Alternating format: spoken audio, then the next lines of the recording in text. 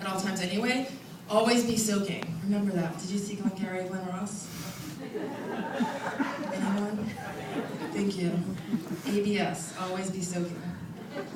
Watch it. It's such a good movie, and it's from where I'm from, which is Sheepshead Bay, and you can see the Sheepshead Bay train station, and that's my claim to fame. Oh wait, I have another claim to fame. I went to the Fame High School. That's my other. I really did, but I dropped out, so I'm not going to live forever. Probably, I got another 10 years, maybe. So I'm just going to flip these when they start browning, and I'm just preheating this pot over here, I think, so that I can start getting my, I'm not preheating it. Turn it on.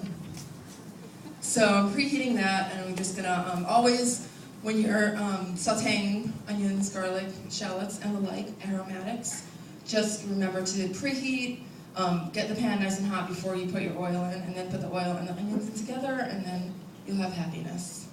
Otherwise, it's misery.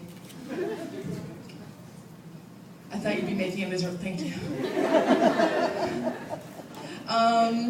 So what else? Do we have any questions thus far?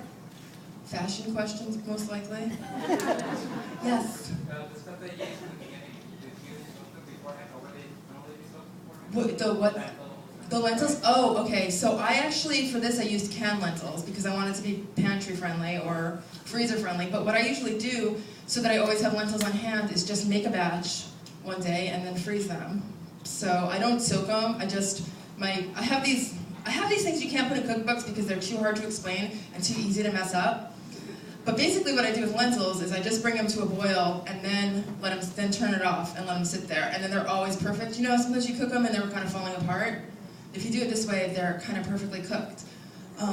But I don't soak them first. And then I just drain them and freeze them, and then if I'm not planning on needing lentils for the apocalypse, I just put them in the fridge and use them throughout the week in bowls or in meatballs or in veggie burgers or whatever. So to answer your question, no, I didn't soak them.